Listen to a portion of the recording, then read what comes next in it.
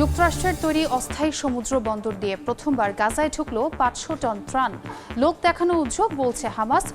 এবং নির্বাচন ঘনিয়ে আসতেই মার্কিন প্রেসিডেন্ট প্রার্থীদের বাগযুদ্ধ। কিভাবে বক্তৃতার মঞ্চ কাঁপাচ্ছেন প্রশ্ন ট্রাম্পের।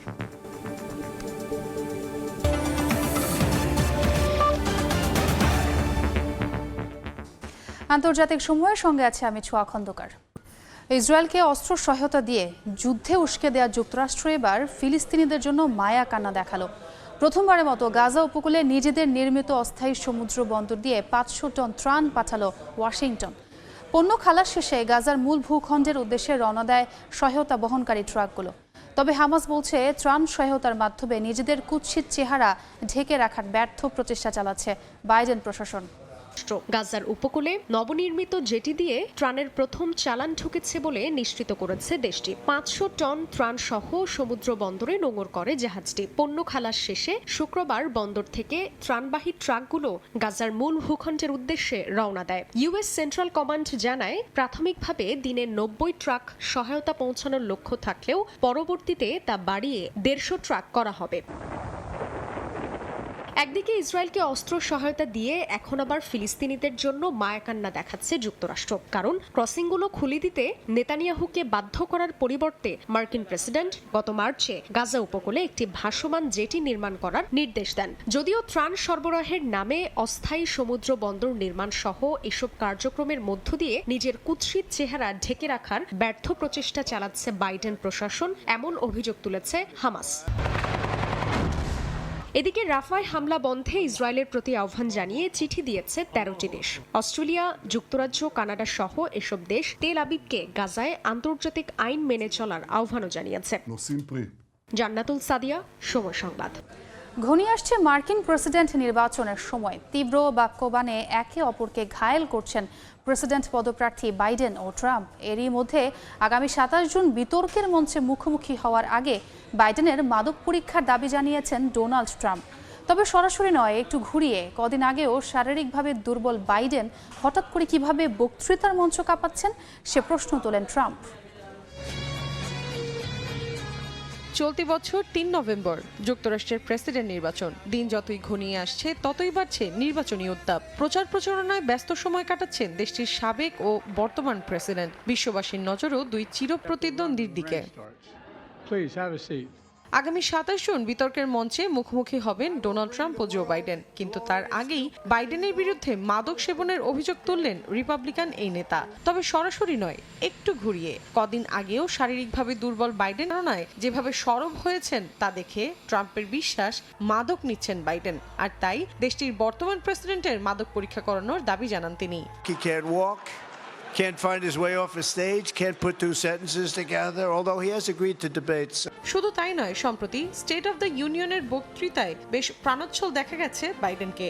যদিও সন্ধ্যা হতে না হতেই আবারও ফিরে যান নিজের পুরনো বিবর্ণ রূপে। তবে ট্রাম্পের এমন কটাক্ষের এখন পর্যন্ত কোনো জবাব দেননি জো বাইডেন। আগামী ২৭ জুন CNN এর আটলান্টা স্টুডিওতে দর্শক ছাড়াই বিতর্কে অংশ নেবেন ট্রাম্প ও বাইডেন। আর ১০ সেপ্টেম্বরের দ্বিতীয় বিতর্কটি আয়োজন করবে এবিসি নিউজ। এর আগে ২০২০ সালে বাইডেনের বিরুদ্ধে এমন অভিযোগ তোলেন ট্রাম্প। এমনকি ২০১৬ সালের নির্বাচনেও বিরোধী দলের প্রার্থী হিলারি ক্লিন্টনও মাদক নেন বলে দাবি করেন ফৌজদারি মামলায় অভিযুক্ত রিপাবলিকান এই নেতা। মৌসুমীর সাথী, সময় সংবাদ। পবিত্র হজ পালন করতে সৌদি আরবের মক্কায় ছুটছেন বিশ্বের লাখ লাখ মুসল্লি। হজ আদায়ের আগে মুসল্লিদের পরতে হয় বিশেষ পোশাক ইহরাম। ইহরাম অর্থ কোনো বস্তু বা কর্মকে নিজের জন্য হারাম করে দেয়া। উমরা বা হজ পালনকারী ব্যক্তি ইহরামের মাধ্যমে এমন কিছু বিষয় নিজের উপর হারাম করে দেয় যা স্বাভাবিক অবস্থায় তার জন্য হালাল ছিল। দৈনন্দিন ব্যবহৃত সব কাপড় ছেড়ে সেলাইহীন সাদা চাদর এবং একটি সেলাইহীন লুঙ্গি পরিধান করে আল্লাহর দরবারে হাজিরা দেন মুসল্লিরা। দুনিয়ার সব কাজ পরিত্যাগ করে আল্লাহর দরবারে লাব্বাইক বলে উপস্থিত হন তারা। ইহরাম পরিধান করা হজের ফরজগুলোর অন্যতম একটি বিধান। বিশ্ব থেকে আসা হজযাত্রীদের নির্দিষ্ট জায়গা থেকে পরিধান করতে হয় এই পোশাক। এই জায়গাগুলোকে বলা হয় মিকাত। হজের ইহরাম পরার অন্যতম স্থান বা মিকাত হল জুলহুলাইফা বা বীরে আলী। এটি মদিনাবাসী ও মদিনা হয়ে মক্কায় প্রবেশকারীদের মিকাত। মক্কা থেকে এর দূরত্ব প্রায় ৪২০ কিলোমিটার।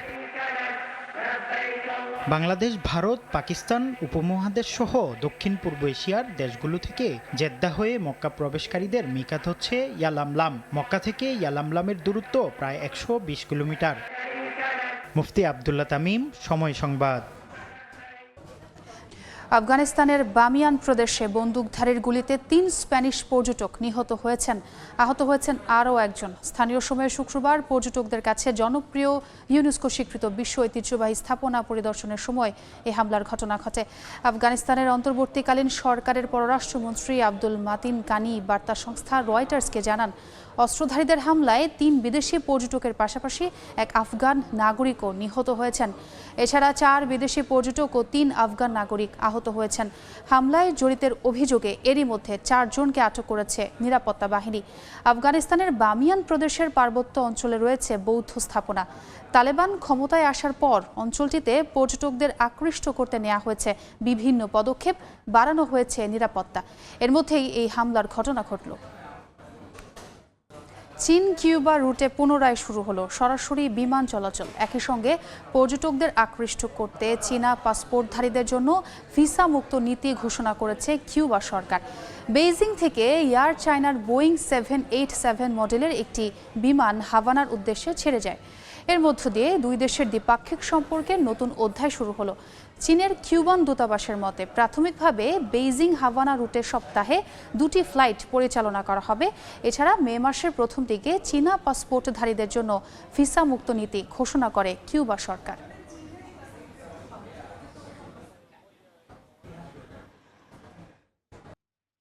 দেখছেন আন্তর্জাতিক সময়। কানে লাল গালিচায় দুটি ছড়াচ্ছেন তারকারা। ভিন্ন ভিন্ন লুক আর পোশাকে নজর কাড়ছেন। ৭৭তম এই আসরে তারকাদের রূপের সম্মোহনী জাদুতে মজেছে অনুরাগীরা। কালো সোনালী গাউন, বিশেষ করে তার গাউনের লম্বা টেইল নজর কাড়ে সবার। তবে নায়িকার দ্বিতীয় দিনের সাজ নিয়ে সমালোচনার ঝড় নেট পাড়ায়। এদিন সবুজ রূপালী ঝলমলে ঝালরে সাজানো পোশাকে হাজির হয়েছিলেন বচ্চন বধূ। প্রথমবারের মতো কান উৎসবে অংশ নিয়েছেন বাংলাদেশি অভিনেত্রী আসনা হাবিব ভাবনা। প্রতিদিন নজরকাড়া পোশাকে নিজেকে আলাদাভাবে জানান দিচ্ছেন তিনি। প্রথম দিনে কাকের ডিজাইন করা কালো গোল্ডেন গাউনে দেখা যায় অভিনেত্রীকে। ভিন্ন লুক ও পোশাকের কারণে এরই মধ্যে অনেকের দৃষ্টি কেড়েছেন তিনি। বেনারসি কাতান কাপড়ের উপর কাস্টমাইজ করা মিডি ড্রেসে মোহনীয়তা ছড়ালেও খানিকটা কড়া মন্তব্য জুটেছে তার কপালে। ফ্যাশন সচেতনরা যেমন ভাবনার ইউনিক এই পোশাকের তারিফ করছেন, তেমনি রাগঢাক না করে ভাবনার এই মেলে ধরাকেও কটাক্ষ করছেন। তবে সবশেষ সোনালী মেরুনের বেনারসি কাতান মিডিতে নিজেকে ছাড়িয়ে গেছেন ভাবনা। এর আগেও কান চলচ্চিত্র উৎসবে দেখা গেছে বাংলাদেশি বংশোদ্ভূত আইরিশ মডেল মাকসুদ আক্তার প্রিয়তিকে। তবে এবারের কান উৎসব তার জন্য বিশেষ হয়ে থাকছে অন্য কারণে। বর্তমানে এই মডেলের শরীর বহন করছে আরও একটি প্রাণ। ফের মা হচ্ছেন প্রিয়তি। অন্তঃসত্ত্বা অবস্থাতেই এবারের আয়োজনে অংশ নিয়েছেন তিনি। নিয়াজ শুভ, সময় সংবাদ। আন্তর্জাতিক সময়ের শীর্ষ সংবাদ জানিয়ে দিচ্ছি আরেকবার। এবং যুক্তরাষ্ট্রের তৈরি অস্থায়ী সমুদ্র বন্দর দিয়ে প্রথমবার গাজায় ঢুকলো 500 টন ত্রাণ। লোক দেখানো উদ্যোগ বলছে হামাস। এই ছিল আন্তর্জাতিক সময়। এরপর সময় সংবাদ নিয়ে সঙ্গে থাকবেন ওমর ইনান। আপনাকে ধন্যবাদ। সময় সংবাদে ফিরছি কিছুক্ষণ পর, সঙ্গে থাকুন সময়ের।